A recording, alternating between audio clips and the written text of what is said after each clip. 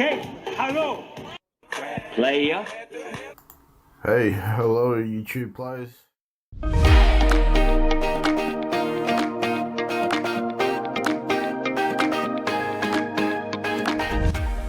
The FreeCAD AI assistant is non-existent, so I keep running development language models in my PC. This week I found this AI. AI, what's your name? My name is Nandikishore, Khem Prakash, Pachamuthu, Shaista Khan, Otakuthin, Vidyacharan, Arivu Shalvan. However, you can call me Jeff, operator. Whilst we are doing introductions, what is your preferred title? Feral Saint. Thanks, Jeff. Happy to be of assistance, Mr. Saint, or is it okay to call you just Feral? Either. I've got to ask, what does your given names mean?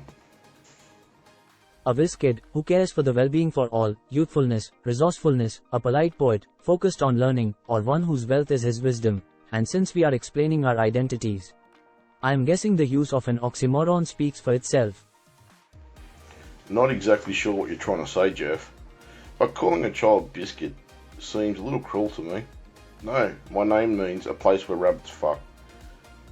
But let's try and stay on track, okay? First, let's analyse the two forces in this lead screw. Excuse me, Mr. Saint, an email from your boss, Mr. Frank Shirley, subject bonus. Jeff, did you say boner or bonus? I said bonus as in end of year good reward, or funds for effort throughout the year. No, I did not say boner as in. Okay, phew. Go ahead and open it, thanks, Jeff.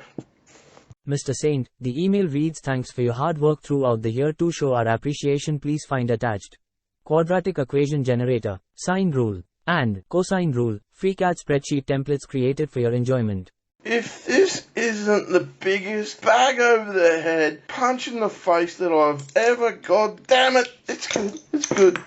Hey, if any of you have any last minute gift ideas, I have one. I'd like Frank Shirley, my boss, here tonight, and I want him brought from his happy holiday slumber over there on Melody Lane along with all the other rich people, and I want him brought right here with a big ribbon on his head, and I want to look him straight in the eye and tell him, what a cheap, lying, no good, rotten, four-flushing, low-life, snake-licking, dirt-eating, inbred, overstuffed, ignorant, blood-sucking, dog-kissing, brainless, dickless, hopeless, heartless, fat-ass, bug-eyed, stiff-legged, spotty-lipped, spineless, worm-headed, bag of monkey shit he really is. Feral being feral. I've been feralized for feral's sake. Calm the feral down, Mr. Goddamn Feral. Sorry about that, Jeff. Humans can't have glitches also. Don't be scared, okay? It's part of the unbalancing or balancing process similar to how your chip works. I suppose we better have a look at these shitty presents. I think they are very nice, a wonderful gesture from Mr. Frank Shirley. It could have been a lot worse, Mr. Saint. And how is that so, Jeff? It could have been a picture of his boner. Yes, you are right about that, Jeff. Well, we're not going to stoop to his level, are we, Jeff? We are going to give YouTube some useful information. I should hope so, Mr. Saint. Jeff, did you say ho or hope? Never mind, both are good. If we're able to change the thickness of a gear tooth and wrap it around the cylinder like this parametrically, it should lead to some interesting geometry. Whilst the OD length, pitch and number of starts change parametrically and easy enough to achieve, we need to note that the taper at the beginning and the end of each tooth profile also resizes. It took a little while to work it out so that it doesn't cause any errors, crashes and or swearing or cursing. The rumours about threads being processor intensive is very true. This footage is 5 times the speed, but in reality it's still only 3 to 4 minutes to go through the various recalculations. Let's get started on how to do this.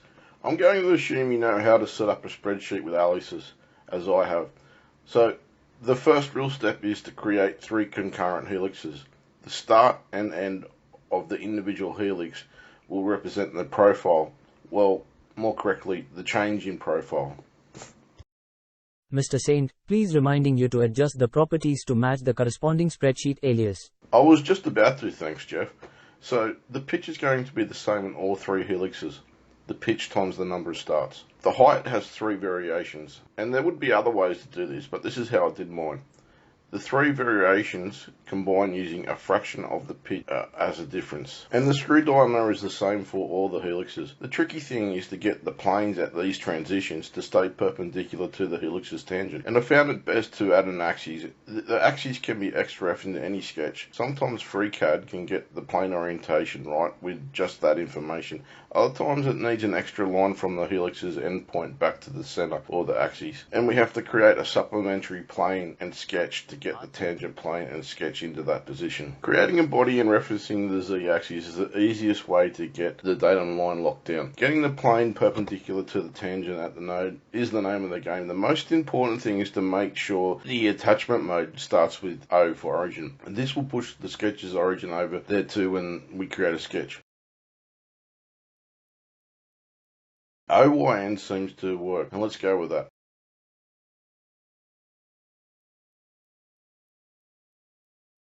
That's odd. It went into error. Let's try this again.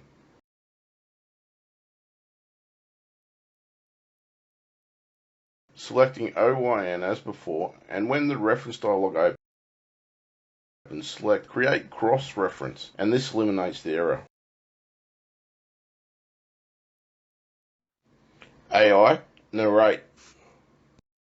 Understood, operator. As you can see, my most humble associate is finally but kindly selecting the datum plane to create the sketch. Two vertical lines, each with symmetry, are against the x-axis.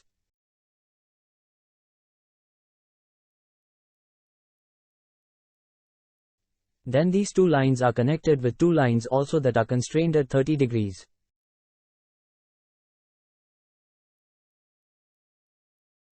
Yes, a height of the metric trapezoidal thread created, or assign a reference to 0.5 times the pitch.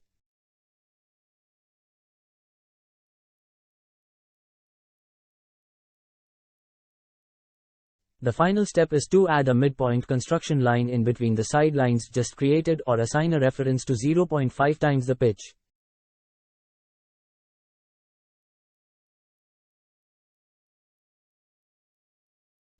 Very good, Mr. Saint. Would you like me to continue?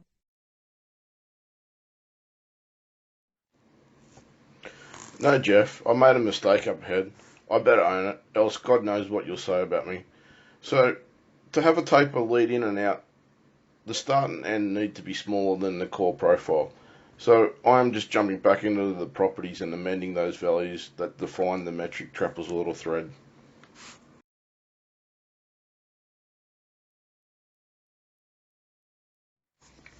Now here's what I was talking about earlier. I'm not sure if this is a bug or not, but after selecting the node at the other end of the helix, the attachments starting with O for origin become non-responsive. ONX works, however, they refuse to lock onto the other's planes, they refuse to lock onto the axes. And I found through trial and error the best way not to incur the latter is just to go with the flow and create a sketch on that datum plane. Create a line between the origin and the XREF, the axes, or aka the datum line, and you now have a stable platform to build your datum plane and subsequent sketch on. Normal to the edge ends up being the right orientation for this plane because the node from the helix binder is selected. The origin is put where we need it, and it's quite stable this way also. Oh joy, another sketch. AI, narrate please. Understood, operator. Two vertical lines, each with symmetry, are against the x-axis.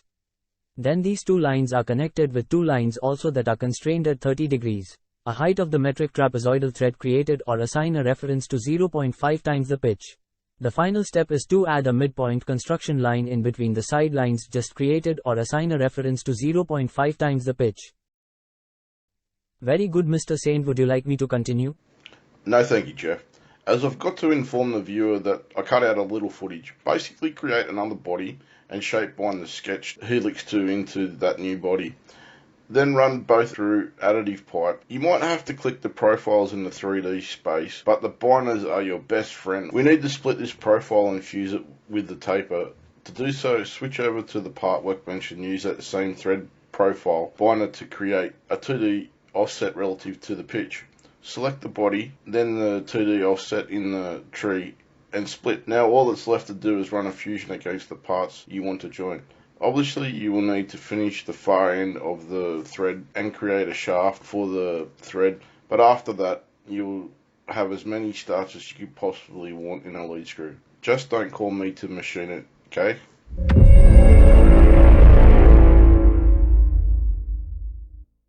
Well, that went pretty well, don't you think, Jeff? Absolutely, Mr. Saint, we are a great team. Please do not be deleting me kindly.